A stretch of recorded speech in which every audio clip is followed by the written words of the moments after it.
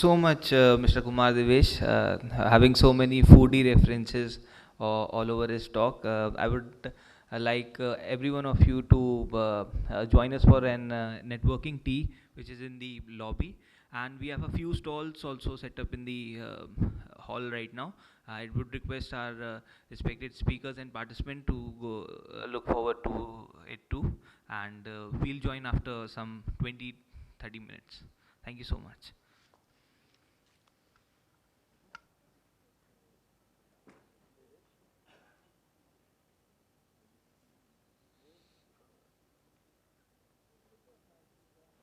Oh, how many of you travel? I love to travel. And one thing that I realized is so as an ex-forces, so what happens whether you're in Indian Navy or Indian Army or Indian Air Force, the first year, the moment you get a commission as an officer, you're made to travel to all bases of the country. So you get a feel of the entire country. And what an incredible India is, you get a feel of that. And what I understood is the best places are, of course, where the climate is temperate. And the best places are coffee plantations and tea plantations, right? So they're in south, they're in north, they're everywhere. They're beautiful places, and that's the reason tea and coffee are beautiful things to have, right?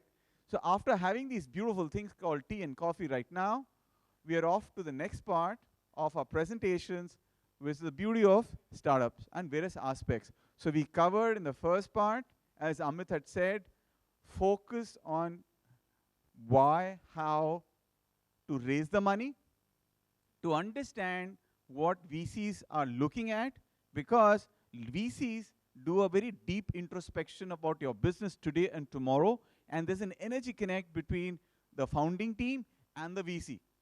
He pays you because of the energy connect, and that's been my experience also.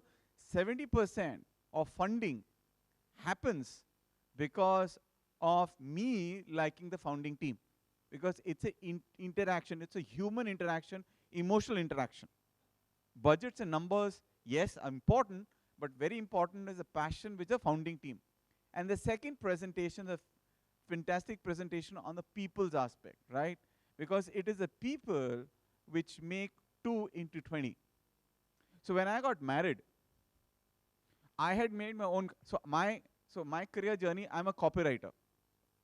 So I'm a writer, creative writer, and then I'm whatever I am, a marketer, a consulting person. So I had made my own wedding card celebrating a basic fact of life: 2 is greater than 1. And that is what marriage or a startup is, and that people culture, how do you take it, marriage? And I'm an Indian. We Indians marry not for the weekend, we marry for all the weekends in our life, right? So that way, if you can hold on to a marriage, and it's only in dictionary that divorce comes before marriage, right? Not in real life. So the second presentation was about that. And now we're into the second part of our convention, which is going to talk about even more interesting, innovative, inquisitive, intuitive parts of startup. Over to Sadiq.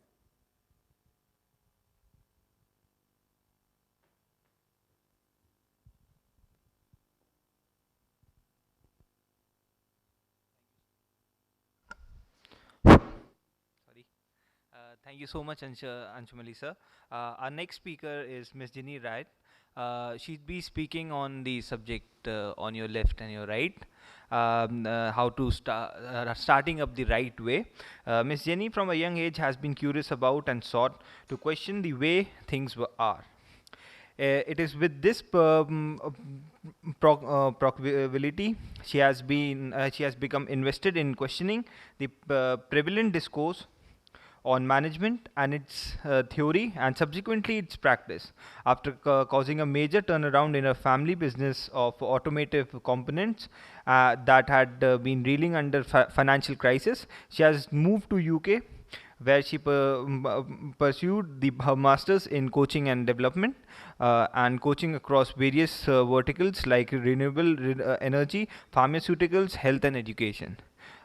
Miss Jenny takes people on self-reflective journey in her coaching and engages people in reflective conversation. In any scenario, it is an engaging style that leaves people moved and developmentally inclined. I would request Miss Jenny to please take up the stage. Is this working? This is working? Yeah. Hi, good afternoon, everybody.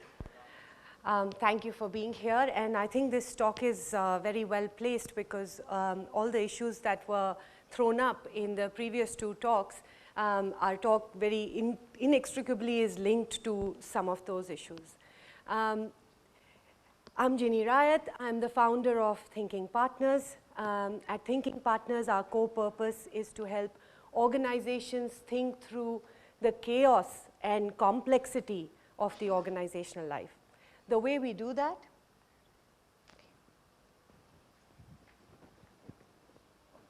I'm okay here. Okay. Thinking Partners, we try and be at the same level as the people we are talking to and not raise ourselves up. So that's the reason for wanting to do this talk from here. So yeah, the way we help organizations think through complexity and chaos is that we design very unique thinking sessions for them. We design and craft thinking spaces where they can bring their freshest thinking to bear on some of the issues and challenges that they are confronting. Our purpose here, I'm joined here with, by my own formidable thinking partner, Sangeeta Chopra, who will be doing part of the talk with me. And the purpose here today is to talk to you about the work we did with Healthians, which is a very successful startup. They are in fact receiving an award this afternoon. The founder is called Mr. Deepak Sahni. And our talk is about essentially a case study of the work that we did at Healthians and what had Healthians as a startup be so successful. But before we get on to that, Sangeeta is going to tell you a little story.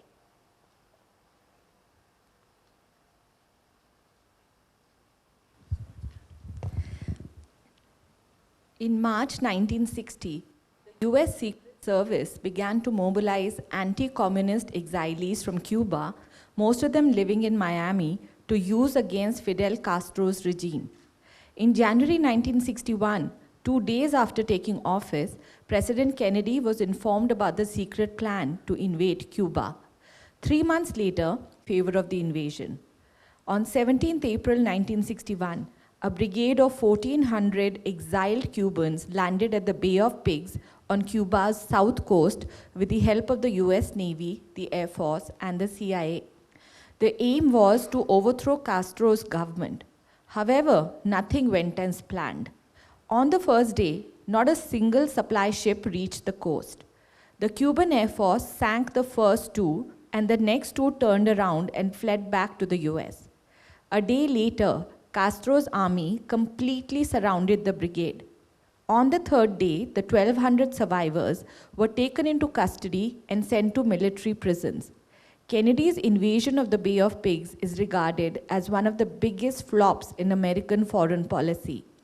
That such an absurd plan was ever agreed upon, never mind put into action, is astounding.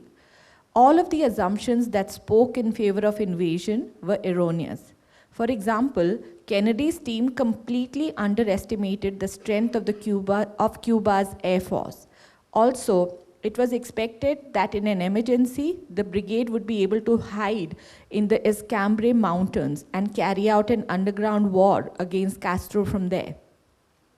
A glance at the map shows that the refuge was 100 miles away from the Bay of Pigs, with an insurmountable swamp in between. And yet, Kennedy and his advisors were among the most intelligent people to ever run an American government. What went wrong between January and April of 1961? Thank you, Sangeeta. This story reverberates some of the things that the previous 2 speakers talked about in terms of startup failures. Any thoughts on what do you think went wrong with this in this story?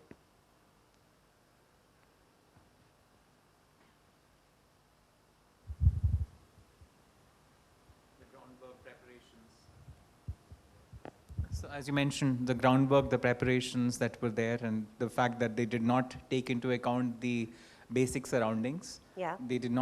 They underestimated the adversary. Yeah. So some of the basic mistakes that startups typically tend to make. Yeah, sure. So that's Great. So some of the preparation that was needed, they didn't bring that kind of preparation in, but they were very intelligent people. Yeah, that didn't stop them from making mistakes. So what was underneath that? How can such intelligent people, the US CIA, the Secret Service, Kennedy and his team, how could they have made such a big mistake? Overconfidence, yeah. They didn't know their terrain properly. Yeah. Yeah, they thought the other person is going to take care of it. Absolutely. Lack of knowing the competition, which is like lack of knowing the terrain. What else?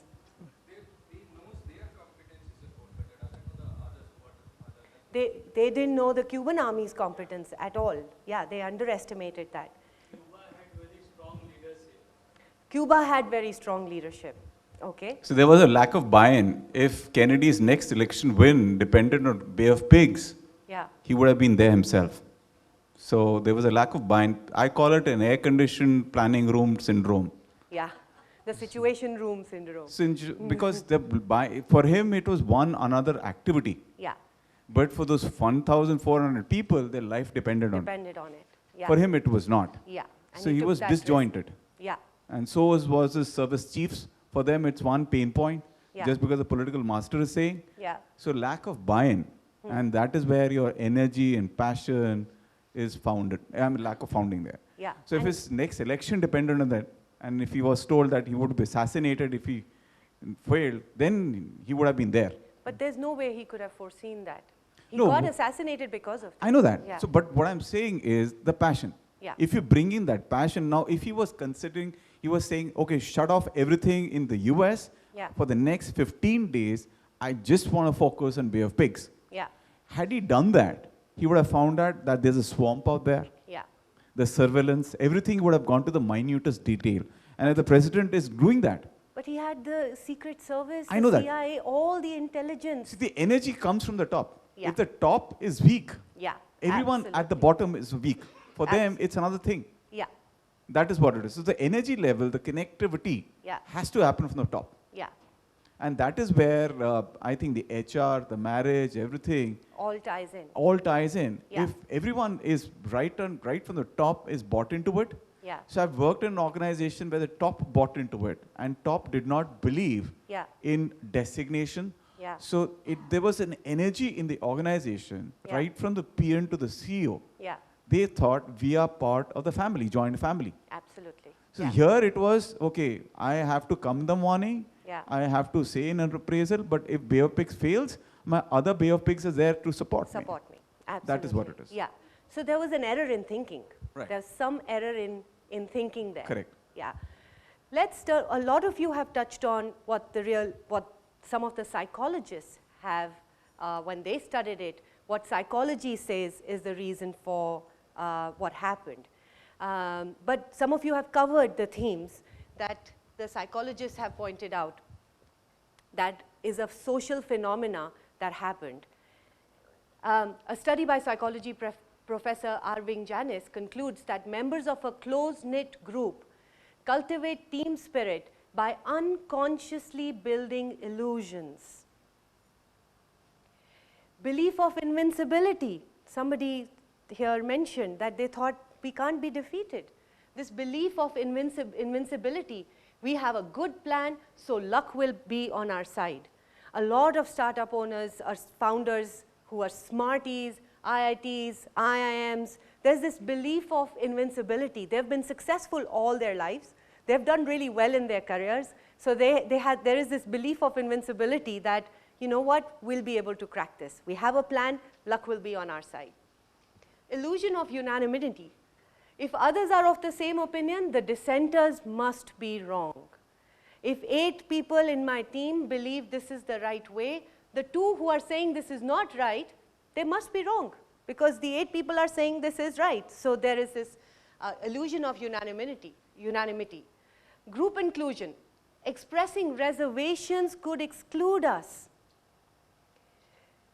If I say something that could exclude us, somebody, I think Kumar in his talk pointed out that if you hire a really, really intelligent guy and then he's going to say, well, I don't believe in this, and you're going to shut him up, it is where you are creating this whole idea, group inclusion, you better agree with me.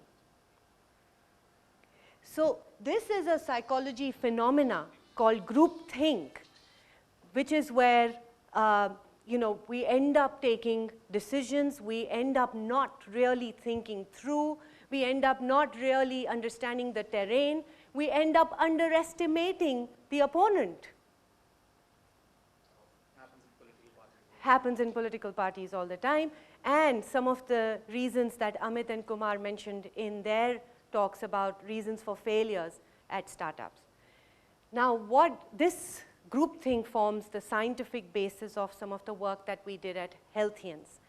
What we helped Healthians with was to avoid groupthink. We were their thinking partners from the first round of funding they had with UVCAN. They got us in as their thinking partners.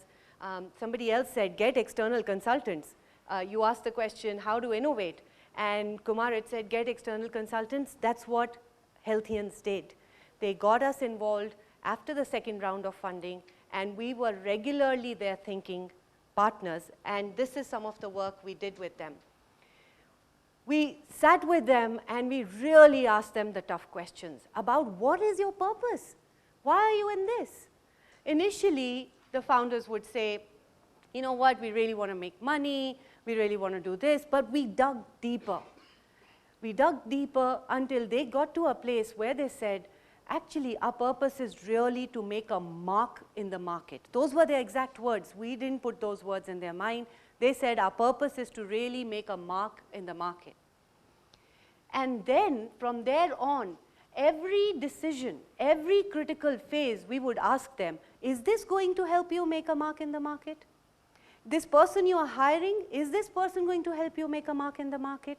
So their decisions became governed by their true purpose. Again, Kumar had said, have your policies be rooted in your purpose and your values, and not go to the Google University and get policies from there. We were talking to a very established business, and he'd hired a HR person, and he asked them to create a dress policy, and the HR person said, let's have the Fridays off. And the CEO was an intelligent fellow. He says, why? Why have Fridays informal dressing? Just because Google does it, Facebook does it, all the MNCs do it. Why should my company have Fridays off? So that's what HR people end up doing. They, bring these policies from here and there, which are not really rooted in the purpose and the vision for that particular company. It's not customized and unique to that particular startup. So they had their policies rooted in their true purpose. Each policy was measured against, is this policy truly making a mark for us? And then we help them think through their values. What values are you going to bring into this endeavor? And some of their values were, and we said you can't put excellence as a value. You can't put customer service as a value. Those are vacuous values that are hung on corporate walls that nobody ever looks at. We really need you to think about what are your values. Their values, one of their key values was dialogue. They created dialogue to be their key values, where they were willing to be in dialogue with their customers, dialogue with their people, with their investors. So we encourage them to bring that value in all their interactions. The other value they had was called being warriors. They knew that they're a diagnostic healthcare company. They knew they are in a very, very competitive market. They are competing with the likes of Dr. Lal Path Labs and SRL Diagnostics. So they knew they were in a very competitive market, and one of the values they chose was called being warriors. So when they were interviewing their CTOs, their CEOs, they were asking, is this guy a warrior? Is this person a warrior? So their purpose and their values helped them make some key decisions and help them navigate through the chaos and complexity of whether the next round of funding is coming in, what results do we need to produce to get that next round of funding. They use their purpose and values to keep moving forward and keep taking the right decisions. The founders were really keen on developing their leadership, their leadership potential. At every stage, they were asking themselves, are we really being leaders here? Is this what a right leader would do? What is the right? They would be asking us, what would be the right leadership style to adopt here? And at times, they had to take hard calls. They had to take hard calls on underperformers. And how, as a leader, do you take hard calls on underperformers were the kind of questions they were asking us and were the kind of questions we were deliberating with them on. And there they brought their value. We'll be a warrior. We'll not be scared to let go of underperformers and take the hard decisions at the right time. So there was immense focus on leadership development, not only with the founders, but when they got their leadership team, we worked week in, week out with the leadership team. They got them in. They did a big strategy session with them. We were there, and they said, here are your coaches for the next 6 months, because the strategy we've created is for the next 6 months. These people are going to help you navigate through all challenges that come through. So week in, week out, we were doing thinking sessions with not just the founders, but even with the leadership team. And we were doing what we call thinking sessions and thinking space, where we were asking them some really tough questions that were compelling them to think in a way they'd never thought before. One of the questions we asked them was, what is it that you know today that you will actually find out in 6 months' time? This is where we jumped the rationale side of business, the analytical side of business. We got them to access their instinctive side, because some of the leaders instinctively knew that what we are doing is not right, but because of the groupthink, wouldn't speak up. But when we asked them the question of what is it that you know today, but you'll actually find out in 6 months' time, they had to bring that out. They had to talk about those issues. The other question, one other question where we did a whole session around that question was, what can you do today and tomorrow that will make sure that you'll absolutely fail, that you will not be in the market next month? What is it that you'll need to do today to make sure that you fail? And once they had that list, we asked them, what is it that you're doing today that resembles that list? There were at least 3 points on all leaders' list that they are doing, which is ensuring failure. So they could course correct a lot sooner just because somebody got them to open their unconscious mind. Then we asked them questions like, what paradoxes do you need to hold? What opposing, conflicting things do you need to be working on? One of the things that came out was that we need to be small but act big, because they are competing with the big fish. But they need to be small. They need to curtail their spending. So those are the two opposing, that is the paradox that they need to hold through. So they got themselves involved in these thinking sessions and thinking spaces. The big part of what we did with them was discussing the undiscussables, bringing out the elephant in the room from the side to putting it right in the middle of the room and say, now let's talk about this big elephant in the room. So they became fearless in raising issues. They became fearless because the space that we created was so safe for people that they could say to the HR person, we don't think you're doing your job right. Something that would happen in the cafeterias, in the smoking lounges, that gossip, which actually happened outside, we got it to bring and put it as issues at the center of the table with them. So they did a lot of discussing the undiscussables. And they were always planning for the unimagined. So this not knowing your terrain, not knowing your competition, they were always planning for scenarios that they hadn't imagined before. We were bringing those scenarios and have you considered this? have you considered this? What if this happens? What if this happens? So they brought in a certain preparedness for all eventualities. Of course, we couldn't imagine all eventualities, but in the process, it helped them be very agile and very resilient because they were prepared for various scenarios and that combination. The result was climate and culture. There's great team alignment and connect, retention of key people. Once they got their major round of funding, before that they couldn't afford people from IITs and IIMs. They had to do with people of low caliber and less competence. And then when they got their next round of funding and they got the leadership team in, that was a critical phase because these people had helped them up to this stage.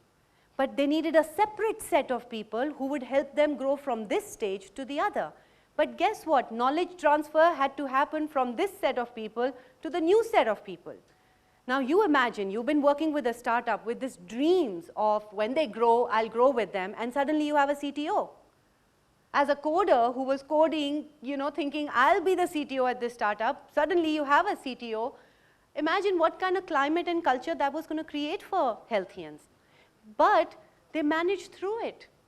No people left. People had insecurities, people had fears. The new people who came in, they felt the resistance from the previous team, but the handover happened seamlessly. And one of the problems with startups is somebody was saying that somebody joined and they left in 2 days. So, there's a lot of attrition in startup. People come, they want to check you out, they check you out for a month, they don't like you, and they think I'll go and join another startup. But they were able to retain their key people for the next 1 or 2 years. Like this is their second year running, and none of them have left. Anybody who joined at the leadership position is still with them. And they had inspiring leadership as a result of the work that they did. Their leadership was inspiring. Deepak's leadership was, he brought a whole lot of emotional intelligence to his everyday interactions with people. Brought a lot of self-awareness, brought of empathy for people. And that was the hallmark of the leadership at Healthians. And our fundamental of our work is rooted in empathy, building that empathy in as a leader, having that empathy for your customers, having that empathy for the people who are coming to join you, more like the marriage metaphor that has been used. And as a result of all of this, what they had was sustained performance. They have consistently performed and they have consistently raised one round of funding to the next round of funding to the next round of funding. And the businesses, we've spoken to a few investors who've invested in them, and they take them as an example to all their future investments. They get Deepak to come and talk to all the future startups that they are investing in. So we're going to do a little exercise. You're going to turn to your partner.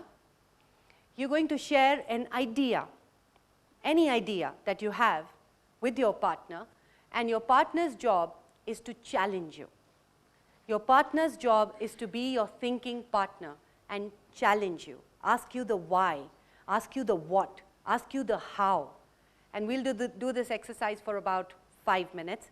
And after about 3 minutes, we'll do it about 6 minutes, and after about 3 minutes, we'll ask you to switch. So find a partner. Everybody has a partner?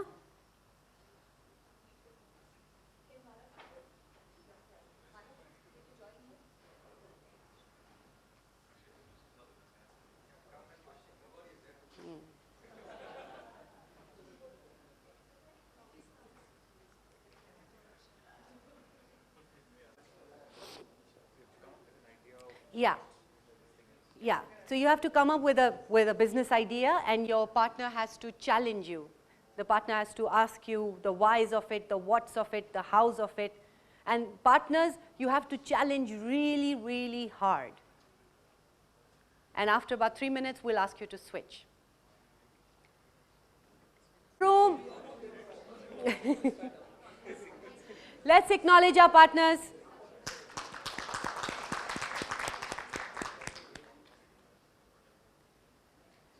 And this really is the key takeaway and the key learning from the Healthians journey. They are being awarded today. Mr. Deepak Sani is being awarded today. And what we found to be the key ingredient of their success is their willingness to be challenged.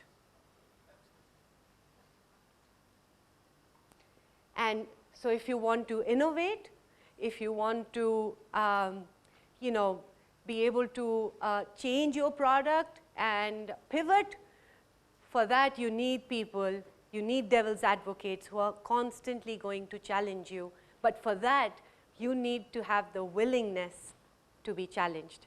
And that for us is the hallmark of Healthian success.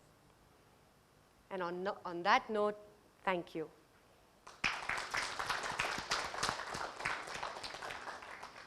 Any questions? Yes. So my question was, by the way, I like everything what you said. The thinking session was awesome. Yeah. One of the things which you mentioned was not losing any of the employees, which means zero attrition. Yeah. And attrition, in my experience, is a function of compensation as well. Absolutely. Obviously, you love your job, then it's really good. Yeah.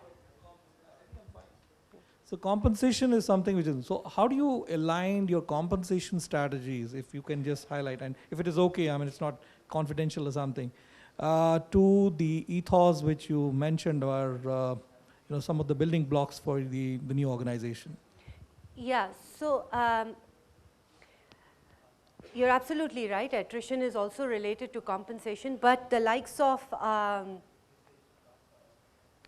what's the leader's name? Richard Branson. His compensation strategy has been to pay less, but offer an environment and culture to people that they refuse to leave. So, just to follow through to that. Yeah. See, the typical startup employee is someone who knows that I won't be paid the best in the market, Yeah. right? That's the understanding with which they joined you. And what they know is that, if it clicks, and that's a risk which they're coming up with, if it clicks, I think I can make a lot of money, because that's the expectation. Yeah. So what I wanted to know from you was that how, if it had been done, the moment the funding was available, yeah. Somebody was at 10,000, probably was looking at, hey, can it be 50,000? Because, hey, I toiled, I struggled, I gave my blood and sweat, everything together to make you what you are right now. Yeah. And how did we deal with it? Because, it's not about, because you're getting funding for a different reason. Absolutely. Typically, when you go for funding, it's either for growth or for, expansion in a big way. Yeah. The mindset of an employee out there is, what is in it for me? Yeah, this is something that Amit had also highlighted, that I'm highlighting in Healthians, in relation to Healthians, without compromising on confidentiality here. They really did talk to their investors. Dialogue was very important to them. So if they wanted to hire good people, they were very clear that they were going to bring their purpose and values even on that decision. So if they were going to make a mark in the market, they were going to have to make a mark in the market with a set of really good people. So they together decided that they were going to take the issue of money off the table. And they took it back to their investor as a critical point for their growth. That if we don't compensate people, they will leave, they will join competition, and we want the issue of money off the table.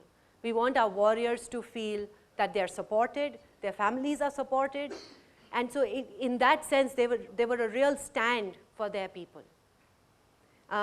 Oftentimes when they knew that they could not, it was up for, the salaries were up for renewal, and performance appraisals were done and all of that. Oftentimes when they knew that they were a little tight on funding, they were in dialogue with their employees, telling them that we recognize your effort, we recognize what you do, but we are not financially at a place to give you a raise right now. So they would have town hall sessions, they would speak to them, they would address their concerns. So they kept the value of dialogue at all critical junctures. Anybody else? Yeah.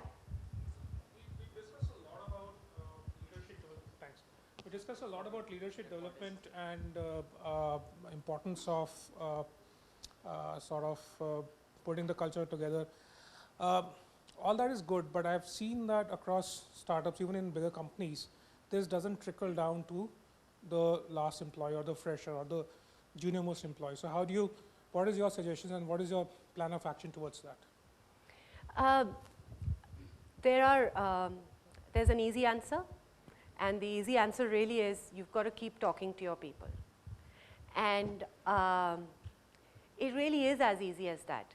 What leaders struggle with is finding the time to do that, because they are trying to spin so many plates at the same time. They are struggling to find the time to do that.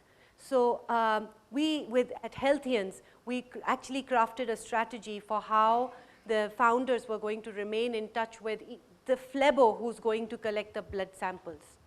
And not only to keep the phlebo motivated and keep him connected to the company and the company's values, but they knew that phlebos hold very rich information about our customers. So there was a real business case for them to strategically plan just meeting the phlebos. So it was built in their regular sort of schedule. The founders got EAs. One of the first challenges when we started working with them, when there were just small 10, 15 people, was that they were doing everything. Somebody else mentioned they have to do HR, they have to do finance, they have to do strategic planning, they were doing everything. And they were burnt out. They were totally burnt out. And in one of the sessions, they actually took out an action item, which is that both of them will get an EA. An EA who will manage their calendar for them. They looked at the cost of getting an EA, and they thought, well, given what we are having to deal with, let's get an EA, somebody who will help us manage our commitments. And so they had regular planned sessions with their phlebos where they were communicating their values, they were communicating their purpose, plus asking phlebos what is it that they are noticing when they go and speak to the customers. So they built it in. That's when you scale up, that would not be feasible. Yeah. Possible. Yeah. So for example, like in Flipkart, consults won't be Absolutely. delivery, right? Yeah. Initially they would have. Yeah. Sure. Yeah. They would have done their own deliveries. They did that. Yeah. But I'm talking about the plan as you grow. Yeah. How do you make sure that trickles down to the last person? Yeah. So this is the difficult answer. Yeah. It's one conversation at a time. I think leaders need to take immense responsibility for the fact that every time they talk, they are the conduit of the organization's values and purpose. And this is something that, in fact, we've written about after the Uber disaster happened. And we, in our article, we urged startup leaders to look at conversation as a big tool for change in their organizations. And we tell leaders, we often consult with leaders and tell them, access the informal network of conversations in your organization. The real work is not happening in the formal board meetings that you're having. The real work is happening in the cafeterias, in the smoking corners, in the, the meetings after work, the drinks after work. The real work is happening, the real conversations are happening there. Access the network of informal conversations happening in your organization. So yes, you can't go and talk to, if you have now 1,000 people employed, you can't go and talk to them, but do not forget on a day-to-day basis with every conversation, you are a conduit of your organization's purpose and values. And if you are living those values and purpose, believe me they will trickle down. They will trickle down if you are living those values. I'll give you an example. After we wrote this Your Story article on startups and what Uber can learn from holding conversations, because one of the biggest accusations for Uber was how the nature of conversations in the organization was so debilitating against women. My sister, who runs an auto component manufacturing unit in Ludhiana, she's a supplier to Mahindra & Mahindra. She sent that article that we wrote to Anand Mahindra. She's a vendor to Mahindra & Mahindra. She's met Anand Mahindra at few occasions when the vendor meets happen at Mahindra. She wrote to Anand Mahindra. Anand Mahindra responded back. He used the opportunity of that communication by his vendor to elevate the vendor, thanked her for sending her the article, said the article was very well written, and she had acknowledged Anand Mahindra in that mail, and he says, I'll keep this mail to show to my grandchildren someday. Anand Mahindra has enough to show to his grandchildren one day, but he told my sister, I'll keep this mail from you to show it to my grandchildren someday. He used that simple conversation to convey his organization's purpose and his organization's values. So if you live them, they will trickle down. Thank you. Thank you. Thanks for watching. Please subscribe to India's first corporate news channel. We invite interviews, articles, press releases from your organization. Visit our portal www.indianconventions.com. Thank you.